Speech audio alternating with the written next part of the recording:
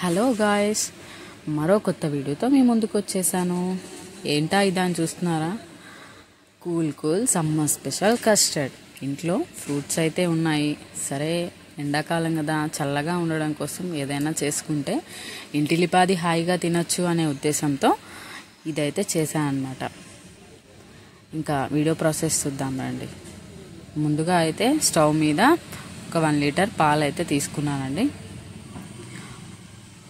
ఇక్కడైతే నేను custard powder తీసుకున్నాను, షుగరు, బాదాం కొంచెం మిక్స్ చేసుకొని కచ్చపక్కగా చేసి పెట్టుకున్నాను.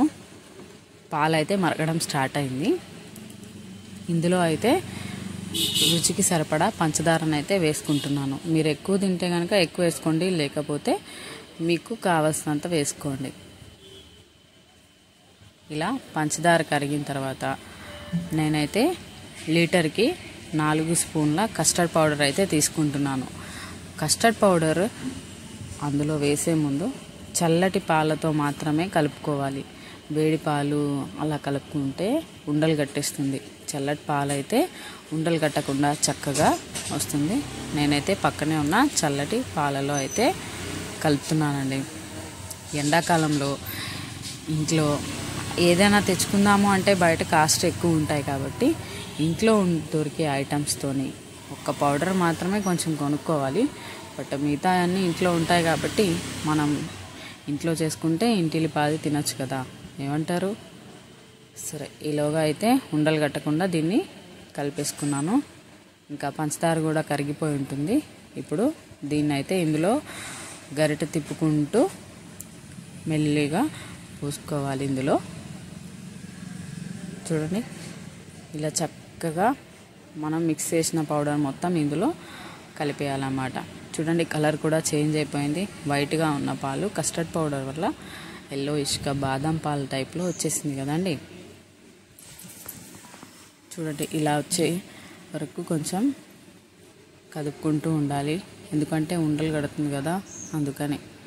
ఇంకా స్టవ్ అయితే ఆఫ్ చేసేసుకోవాలి. చూడండి, కొత్త ఉడుకుతుంది కదా, అందుకని. ఇంకా సరిపోతుందన్నమాట. ఇంకా స్టవ్ ఆఫ్ చేసుకొని ఫ్రూట్స్ అయితే కట్ చేసుకొని పెట్టుకునే లోపు ఇది చల్లారుతుంది కదా, అందుకని. మీలో ఎవరైనా కస్టర్డ్ ట్రై చేసి ఉంటే కనుక నాకు కామెంట్ రూపంలో తెలియజేయండి. నేను యూట్యూబ్ ద్వారానే నేర్చుకున్నాను. యూట్యూబ్లో వచ్చే ప్రతిదీ చేయడం నాకు అలవాటే. మరి మీకు? ఇప్పుడైతే ఫ్రూట్స్ అయితే కట్ చేసుకున్నాను. కస్టర్డ్ కూడా చల్లారింది కాస్త. సరే, ఫ్రూట్స్ అన్నీ అందులో వేసేసుకొని మన ఇంట్లో దొరికే ఏవైనా సరే, ఇవి అవి అని కాకుండా గ్రేప్స్, యాపిల్స్, బనానా, దానిమ్మ, ఇంకా సపోటా, ఇంకా సపరేట్గా అయితే సమ్మర్ కదా, మ్యాంగోస్ వస్తే కూడా మ్యాంగో కూడా వేసుకోవచ్చు. అందులో పండు ద్రాక్ష కూడా కట్ చేసుకొని వేసుకోవచ్చు. నేనైతే నాకు దగ్గర 4 ఐటమ్సే ఉన్నాయి, అందుకని కేవలం ఇవి మాత్రమే వేసుకున్నాను. లాస్ట్లో బాదం అయితే మనం ఆల్రెడీ కచ్చపక్కగా నూరు పెట్టుకున్నాం కదా, అది కూడా వేసి మిక్స్ చేశాను అనమాట. ఇదంతా చేసేసి చక్కగా కలిపేసి మూత పెట్టుకొని ఒక 4 గంటల పాటు ఫ్రిడ్జ్లో అయితే పెట్టేశానండి. 4 అవర్స్ తర్వాత బయటికి తీసి గిన్నెలోకి సర్వ్ అయితే చేసేసాను. ఇంకా టేస్ట్ చూడడమే ఆలస్యం అన్నమాట.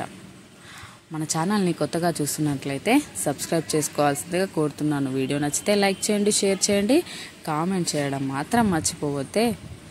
యమ్మీ కస్టర్డ్, సూపర్ అండి. ఇంకా మాటలు అనవసరం, ఇంకా తినడమే ఆలస్యం. బాయ్.